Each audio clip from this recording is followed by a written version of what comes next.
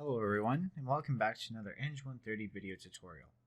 In this tutorial, we'll just be going over another example of 3D Cartesian vector notation for finding forces based on coordinate points.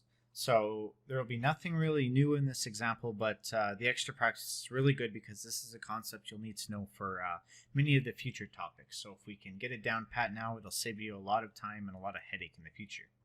Alright, let's begin. Alrighty, so looking at this example, we see that there are three supporting cables and each of them exert a force, as shown on the sign. And what we want to do is represent each force as a Cartesian vector. So this is actually quite a simple problem. We don't even have to add the vectors together. Basically, all we want to do is take these forces and find their Cartesian vector form. So basically, their I component, their J component, and their K component. And instead of giving us the typical geometry of the vectors, we're given coordinate points. So this is something you really have to practice. Like I said, midterms and final exams love to do the coordinate point method. Very rarely will they give you the geometry of the vector because it's more simple to solve. This one shows your understanding of unit vectors and position vectors, so it's much more likely. So if I was approaching this exam, the first thing that I would do, of course, is just write down all the coordinates, because that's going to be the kind of your key to success here, if you will. So let's just go through and go through all the coordinates. So we see that there are a total of 5 coordinates that we're going to have to be aware of. So that is coordinate C, E, B, D, which is kind of hidden, and A. So let's just go through each one and figure out what they are. So let's start with A. Why not? So if we look at A, the first thing we want to do is find out how far along this x-axis A is. And if we add the 2 and the 3 together, we'll know that A is actually 5 meters along the x-axis. If we look at its position along the y-axis, so going this way, we'll see that A is actually at 0. It's not anywhere real along the y-axis. And the same thing for the z-axis. A isn't vertical at all. So those are the coordinate points for A. So moving along, B is kind of in a weird spot. So let's go to D next. So if we look at point D, I'm just going to erase the stuff for A so we can all follow along. D is similar to A in that it's 2 meters along the x-axis, but it has neither a y component or a z component. So just to reiterate, we're looking how far it is along the x-axis here, and as we see, it's 2 meters. So far these coordinate points are looking pretty good because there's a lot of zeros, which in the end is really nice because it cancels a lot of stuff out. So now we'll move to the top. So I'm just going to erase these ones again. And let's look at point C over here. So I'm just going to put C down here. And the first thing we want to do, again, find out how far it goes along the x-axis, which we see it's at a value of 0. And then we look at the y-axis. So this one's kind of tricky because it's in the negative y-axis, so this is going to be -2. And then we look at how far up it is on the z-axis. So looking up to the z-axis, we see it is +3. And again, the units are meters. We'll go to E now. So E is kind of on the same plane as point C, where it has no x components. However, it has a different y component because we see that point E is actually at the origin in the xy plane, so it's going to have no y component, but it's still up in the air, so we're going to have that z component, so the 3 meters. And finally, we're going to finish off with point B, and we know that point B is, again, similar to C and E, where they have no x components. They have a z component of 3, but this time we're moving +2 meters along the y-axis, so this is going to be a +2. So these are the coordinates, and if you can get these from the diagram, you're really good to go because these are kind of the hardest part. And another thing that I like to do just to help me visualize is, even though it says FC is 400 newtons, what I like to do is I like to find out where the vector is going. So we're going from A to C. So we'll say FAC, and we're talking about the magnitude of FAC. And we're going to put that as 400 newtons. So I'm just going to put 400 newtons, and then I'm going to do the same for the rest of them. So we got FAB,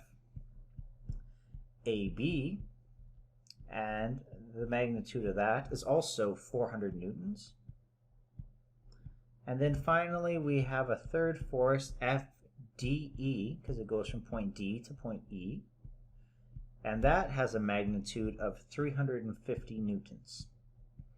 And I like to put it in this notation because just saying, for example, FC here is 400 newtons, it doesn't explicitly say that that's the magnitude. So in this way, we kind of remind ourselves that's the magnitude. So if we have a formula that has the magnitude, we know that's where it goes. So now we can basically pick any vector we want to start and go through everything. So since I have them listed as FAC, FAB, I'm just going to start from the top. So I'll go number 1, number 2, and number 3.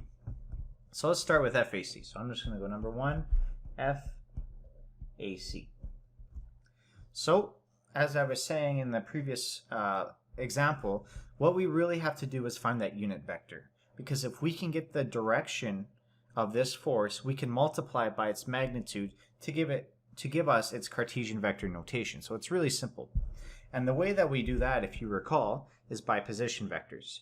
We know that the unit vector for AC, and it's a vector, so we're going to put the little hat, is going to be equal to the position vector AC, and its position vector, so little hat, all over the magnitude of RAC.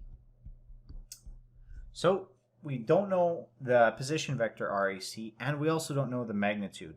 However, once we have the position vector RAC, then we can easily calculate the magnitude. So that's what we're going to do. So if you recall, a position vector has the notation A to C. So it goes from point A to C, which means we're going to take the coordinates at the last point, so the coordinates at C, and we're going to subtract the coordinates at A. Basically, we take where we ended up and we subtract its initial. It's kind of like if you start at 2 meters and you end at 10, your actual distance isn't 10 meters, it's 8 meters because you got to subtract that initial. And that's all we're really doing here. So if we were to write this, it's going to be a vector. So we're going to do the squirrely brackets. And then we're going to have point C. So if we look at the x component of C, it's 0. And then we're going to subtract the x component of A. So minus 5. And that's in our I direction. And we're going to add whatever the j components are. So if we look at C, our j component is -2. Oh, I think I zoomed in. Let's see if I can zoom back out. There we go, -2. And if we go back up to A, our our j component is 0. So we're just going to -0. And finally, if we look at our k and we look at point C, we see that it starts at 3. And then we're going to subtract the component at A, which is 0. So this one works out really nice because a lot of them are 0, so we don't have to really worry too much. So we're going to end the squirrely bracket because it's a vector. And remember, the position vector has units of length. So if we look up here, we're dealing in meters. Oh, you look at the units here, we're dealing in meters. So this position vector is going to have units of meters. And then finally, we can just do all the math, and we'll get -5i minus 2j plus 3k. And that's our position vector from A to C. And again, it's a position vector, it has units, so we're just going to throw the meter up on there. So now what we can do to find the unit vector is we need to find the magnitude. So if you guys will recall, the magnitude is really easy to find. We just square all those components, add them together, and then square root that. So the magnitude of RAC, so remember the magnitude has those lines around it. That always signals it's a magnitude. It's going to be square root, and it's going to be all those terms squared and added up. So we're going to have 5 squared plus 2 squared plus 3 squared. And we're just going to draw this across. There we go. And what that's going to give us is 6.16 meters. So again, a magnitude, same with the position vector, has a unit associated with it. It's the same for force. So if we're doing the magnitude of a force, it'll be newtons or pounds if we're doing American style. So we got 6.16 meters, and then from this we can find the unit vector from A to C if we use our formula above, which is right here. I'm just going to star it real quick. So we're just going to take our position vector and we're going to divide it, each component, by the magnitude.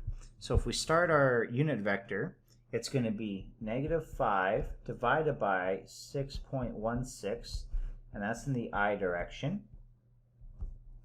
And then the j is negative, so we're going to go -2 over 6.16. And that right there is in the j direction. Oh, did I say j direction before? The first one's the I direction, the second one's the j direction. And finally, we got plus 3 over 6.16.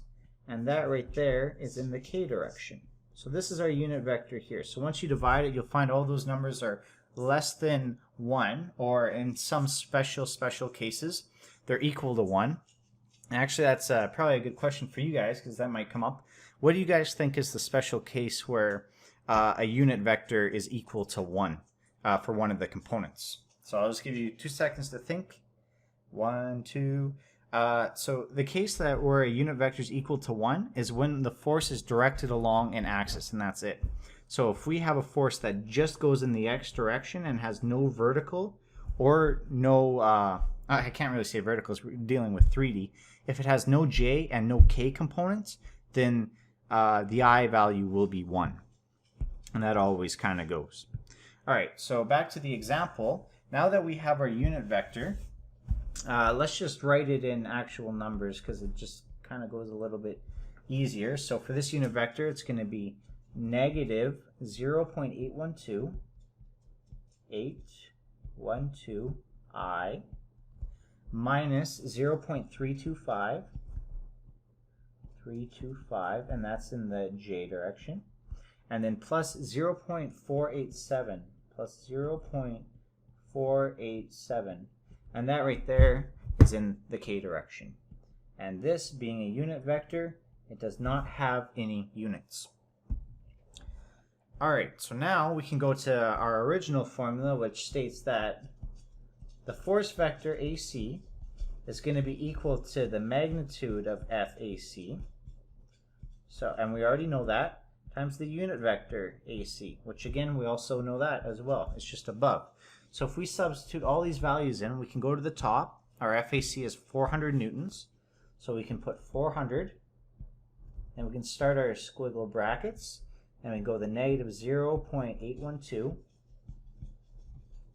I minus 0.325, and that's in the j direction, plus 0.487, and that's in the k direction. Alrighty, so what we do now, if you guys will recall, is we'll end up with a vector. So we're going to start with the vector, and the values, once we multiply everything in, is going to be -324 I, and that's going to be minus 129.8 J,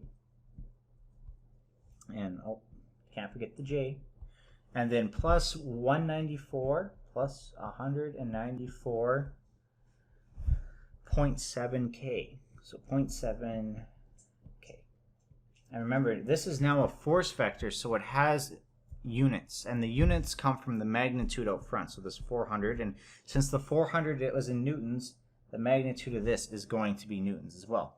And in case if you guys are wondering where these numbers came from real quick, so let's, if you guys are wondering where, the -324.4 comes from, well, that's just going to be 400 times this value right here. So I'm just going to put the times sign, and I'll do the rest. So the -129.8, that's going to be 400 times this value, a little multiply sign, and then finally the 194.7, that's going to be 400 times the value way on the other side there.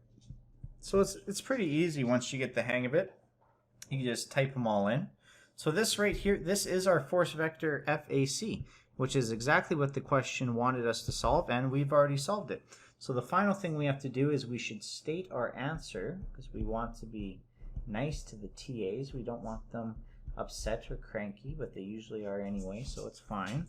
So which is going to be -324 I minus, let's say 130 J, and then plus 195k. And remember, this is a unit vector, have to put the units. So then finally, we're just going to put a nice box around this to say this is my final answer, and that is not a nice box at all. All right, come on, let's do this again. Perfect, that's better. So this is the first vector. So the second vector is kind of interesting. And it's interesting in the fact that we can just look at it and solve it real quick. So what's nice is for FAB, which is what we're going to do next, number 2. I'm just going to put number 2, just so you guys all can follow along. FAB. Now I'm going to show you guys a little trick with this one. So if we look at it, it has the same magnitude as FAC. And if we look at the coordinates from A to B are exactly the same. So for when we're comparing the end coordinates, first we went to C. So this is where we went to first. Now we're going to B, which is this one. And the A coordinate's not going to change. So the only thing that really changes here is this one is positive 2 instead of negative 2. So what's really, really cool about this, if that's the case and it's just one negative sign swapped, your force vector will actually be the exact same except where that negative was. So in this case, the negative sign swapped is in the J direction. We just have to flip the sign. So right from this, we can say that FAB is going to be equal to, and then we're just going to put in brackets, negative 324i, so it's going to stay the exact same, negative 324i. But remember, the J coordinate swap. So instead of minus 130, we're going to go plus 130j. And then, of course, the K component did not change at all. So this is just still going to be plus 195k. We're going to finish the bracket. And remember, it also needs units. So we can just go right to the end there because of that nice little endpoint. Oh, that did not work. Alrighty, so yeah, as I was saying, we can just go right to the end because of how nice that coordinate point was. And if you guys were to look here, one thing that you guys will learn to use a lot in the future, and I'm hoping you guys can already kind of pick up on it now, is what we call symmetry. So by symmetry, we know that a lot of those forces are going to be the exact same. So for example, the Z force, both of them go up by 3 meters, so we know they're going to be the same. For the X component, we also know that the distance spanned is 5 meters for both of them.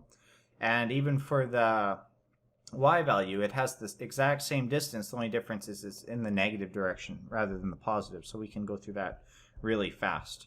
So the last one that we're just going to do, which will be nice practice, and let's pick a different color this time.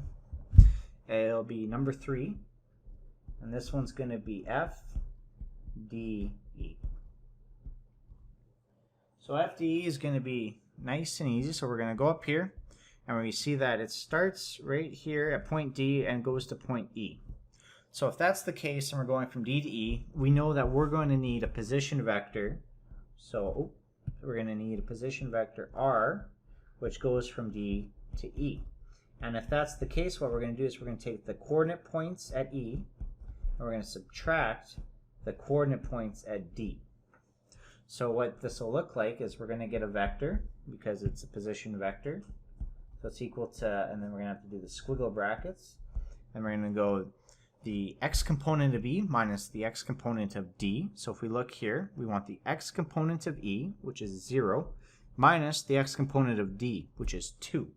So if we scroll down here, it's going to be 0 minus 2, and that's in the I direction. And then plus, move on to the J component. So for the J component, again, we got 0, and for D, it's also 0. So that's kind of nice. It's just going to be 0 minus 0. And I'm showing all the work. If it's 0 minus 0, you guys aren't expected to have to write that out, so don't worry too much about trying to show all your work. It's fine, because what you guys will soon learn in the midterm is that it's not so much hard as it is a big time crunch. And that'll go with a lot of your university exams. That's what they like to do. So finally, we're going to have 3 minus 0 for the last coordinate. 3 minus 0. That's in the k direction. We're just going to end that bracket. And remember, position vectors have units of length. So in this case, it's meters. So finally, we can write this a little bit neater and just get rid of everything. So it's going to be negative 2I plus 0j. So I like to write plus 0j. You don't even have to include it. You can go right to k if j is 0, but I like to include it so I just don't forget. And then plus 3k. So I'm going to put the k down and the bracket, and of course it has units of meters. So like the previous thing, the last thing that we need for the unit vector, of course, is its magnitude, which again is really easy. So RDE, the magnitude of RDE, can be equal to the square root of 2 squared plus 3 squared. So that's not too bad. You can do it all in your head. And it's funny because last year a poor student forgot his calculator, and of course it's midterm and university rules and you're not allowed to, like, if you forget it's too bad. And this guy did it all by hand and I couldn't believe it. His answers had like 3 pi to the square root of whatever. But if I input his answers into a calculator, he actually had everything right. So it was pretty impressive. So if you guys want to try that challenge, I guess, go for it. But I don't recommend it. So we're going to put 3.61 meters. And that's the magnitude. I know for me personally during exams, if even if it's 2 plus 2, I'm throwing that in the calculator just to verify the answer so I don't forget. I don't trust myself one bit. So the last part, we have everything we need for the unit vector. So we go the unit vector from D to E, and that's going to be equal to the position vector DE divided by the magnitude of RDE, position vector DE. So I'm just going to put divide sign, and this one's really nice because it's really, really short. So what we're going to have is, I'm still going to go down to the bottom just because I always seem to run out of room. I got to make this a little bit nicer. So it's vector. So we start with the squiggle brackets. It's going to be negative 2 divided by 3.61. And that's in the I direction.